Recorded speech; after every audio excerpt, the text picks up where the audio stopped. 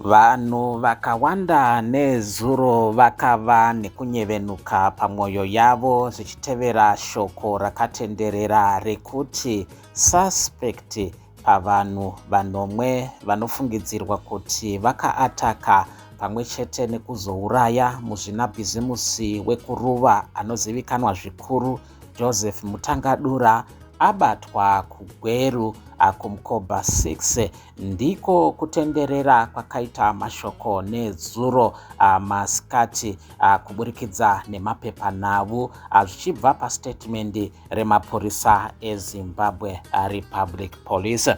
Tinokuchingamidzai nemufaro muri yeZimbabwe pano pachano yenyu yatinokupakurirai nhau. Naizvozvo musakanganawo zvekare muri Zimbabwe kutaura kwedu kwatakataura munguva dzadarika handiti makaona nezuro nekuswera zuro takanga tiri low pakukupakurirai zviri kuitika munyika. Inyaya yekuti data ranga rakakorewa, ranga rakadhakwa, asi pana hanzvadzi vedu vanonziwo Loveness Kapfumo vanova muimbi wenziyo dzegospel vakazoti asistawo nepadiki kuti tikwanise kudzoka pamhepo. Naizvozvo tichakukumbiraiwo kuti muvatsigire patichaisa lingi reYouTube channel yavo mucomment section nekuti vakatipawo sapoti yekuti tikwanise kunge tichibatikawo zvekare pamhepo sekubatika kwatiri kuita nhasi.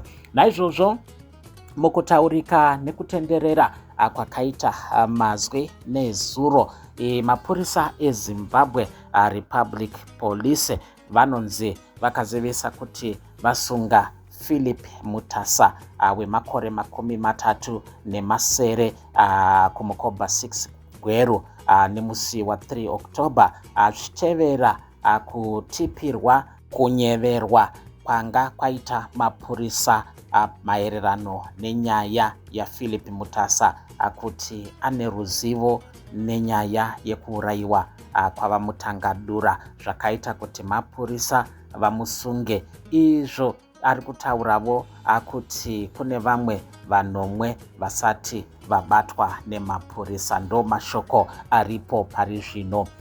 Chiitiko chinova chakaitika musi wa17 August kumutangadura hideout kunova kwaigara muzvinabhizimusi uyu uko kwaichengetwavo mhuri dzakawanda zvikuru.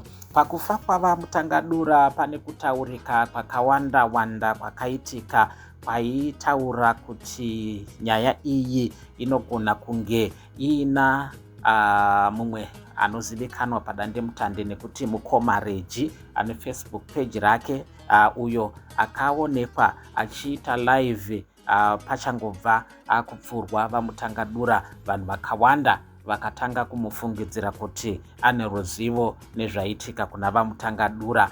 Vari kuti sei iye akatanga kuburitsa mashoko hama dzavaMutangadura dzisati dzaburitsa mashoko. Kukazotanga zvekare kupomedzerwa Tinomuda Machakaire uyo aipomedzerwa mhosva yekuti anozivana naamai Mutangadura vanodanana, asi pakava nekunetsana kwekuti vaMutangadura amai Mutangadura vakanga vava kukomblena nyaya yekuti Tino ava kudanana zvekare nemwana wavaMutangadura, kureva kuti Tino akanga ava kupomedzerwa mhosva yekudanana naamai Mutangadura pamwe chete nekudanana nemwana. Amai nemwana zvese akanga ava kupomedzerwa mhosva iyoyoyo. Pakavavo nekutaurwa kekuti iye Patience Mutangadura uyu anozivana nembavha idzi nekuda kwekuti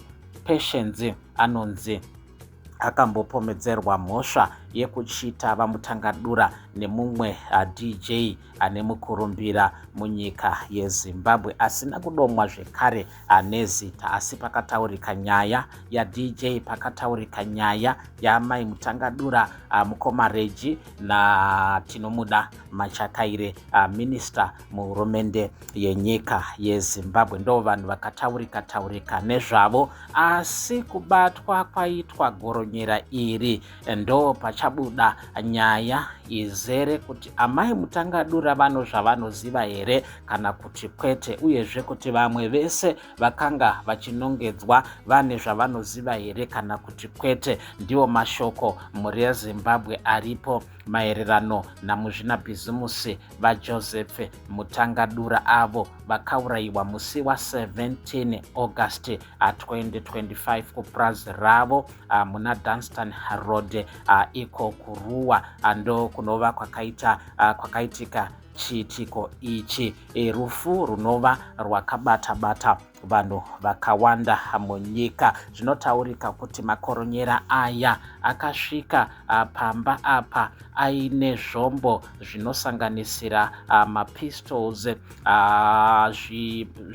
simbi nesando idzo dzavakazoshandisa kukuvadza security guard ndokubva vamusunga netambo dzebhutsu vakamumanikidza kubreka door rekumba kwavaMutangadura uko kwavakazomupindira muzvinabhizimusi uyu aine mudzimai wake, ndokubva vamupfura padumbu ndokubva vatiza. Asi zvinotaurika pakutanga kuti varume ava havana zvizhinji zvavakatakura kunze kwefoni, cellphone diki, zvakaita kuti vange vachizomhanyiswa kuchipatara vaMutangadura, asi vakasvikonzi vashayika.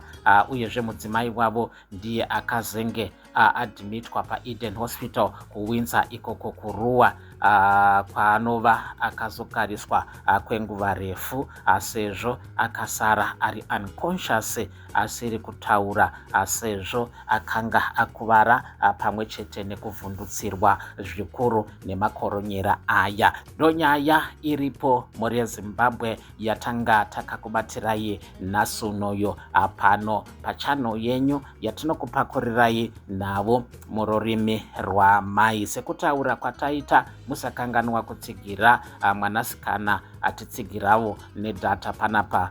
Tichaisa link mucomment section kuitira kuti mutsigire mumhanzi wake pamwe chete nekusubscribe kuYouTube yake. Chikumbiro chake ndechekuti mungomupushawo akwanise kusvitsa 1000 subscribers. Pari zvino ane 300 something subscribers paYouTube. Tinotenda zvikuru nenguva yenyu yamatora kuva nesu nhasi unoyu pano paMbire TV. Kune vashanyavo kekutanga, musakanganwawo kutsigira channel ino kuburikidza nekusubscribe kuitira kuti pose patinoya nenhavo munoita vekutanga kuziva zviri kuitika munyika yedu yeZimbabwe.